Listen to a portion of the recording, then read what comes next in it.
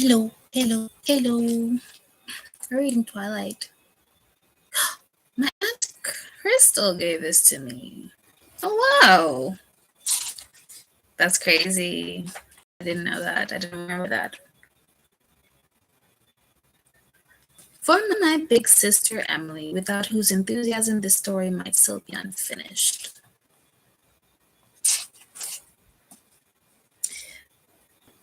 But of the tree of the knowledge of good and evil thou shalt not eat of it, for in the day that thou eatest thereof thou shalt surely die.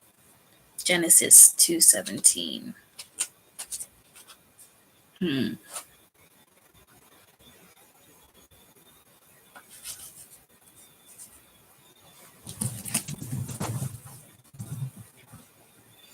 I already take issue.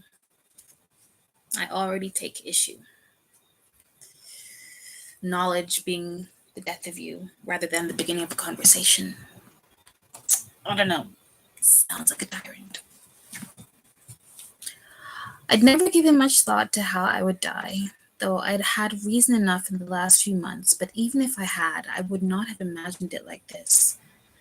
I stared without breathing across the long room into the dark eyes of the hunter, and he looked pleasantly back at me. Surely it was a good way to die, in the place of someone else, someone I loved, noble even. That ought to count for something. I knew that if I'd never gone to Forks, I wouldn't be facing death now. But terrified as I was, I couldn't bring myself to regret the decision. When life offers you a dream so far beyond any of your expectations, it's not reasonable to grieve when it comes to an end. The hunter smiled in a friendly way as he sauntered forward to kill me.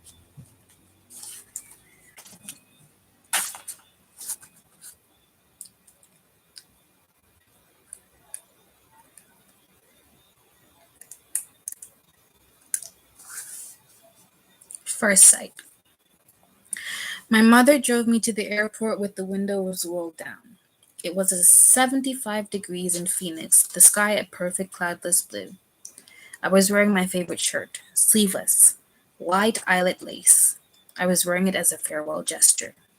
My carry-on item was a parka. In the Olympic Peninsula of Northwest Washington State, a small town named Forks exists under a near constant cover of clouds. It rains on this inconsequential town more than any other place in the United States of America. It was from this town and its gloomy omnipresent shade that my mother escaped with me when I was only a few months old. It was in this town that I'd been compelled to spend a month every summer until I was 14. That was the year I finally put my foot down. These past 3 summers, my dad, Charlie, vacationed with me in California for 2 weeks instead. It was to Forks that I now exiled myself, an action that I took with great horror. I detested Forks. I loved Phoenix. I loved the sun and the blistering heat. I loved the vigorous, sprawling city. Bella, my mom said to me, the last of 1,000 times before I got on the plane, you don't have to do this.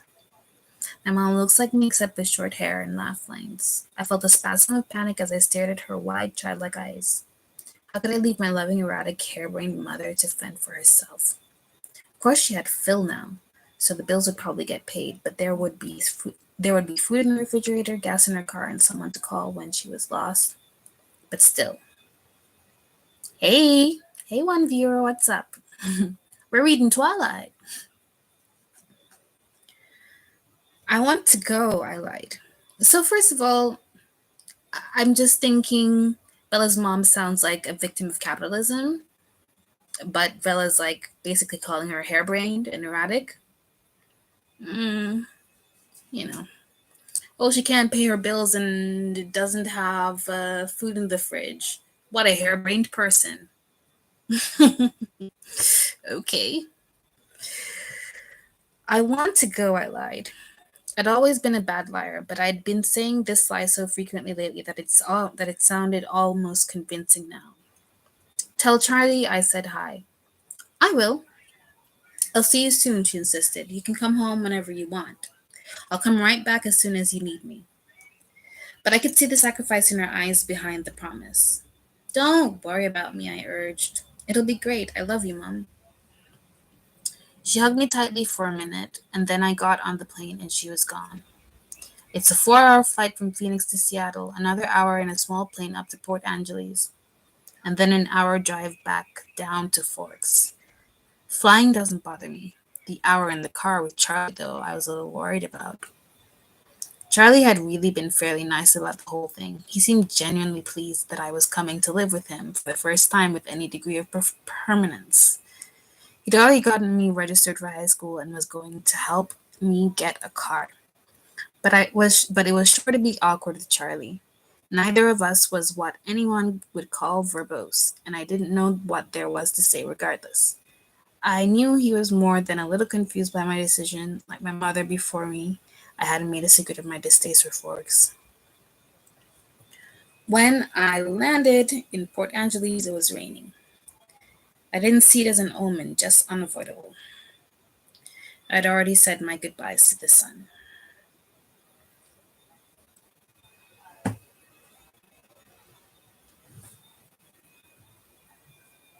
Charlie was waiting for me with the cruiser. This I was expecting to. Charlie's police chief swan to the good people of Forks. My primary motivation behind buying a car, despite the scarcity of my funds, was that I refused to be driven around town in a car with red and blue lights on top. Nothing slows down traffic like a cop. Charlie gave me an awkward one armed hug when I stumbled my way off the plane. It's good to see you, Bells, he said, smiling as he automatically caught and steadied me. You haven't changed much. How's Renee? Mom's fine. It's good to see you, Dad. I wasn't allowed to call him Charlie to his face. I had only a few bags, but most of my Arizona clothes were too permeable for Washington. My mom and I had pooled our resources to supplement my winter wardrobe, but it was still scanty. All fit easily into the truck of the cruiser. I'm not really absorbing anything from this. Like reading out loud doesn't really do the trick.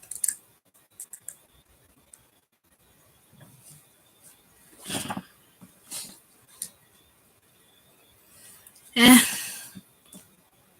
I'm gonna go watch some pirated shit.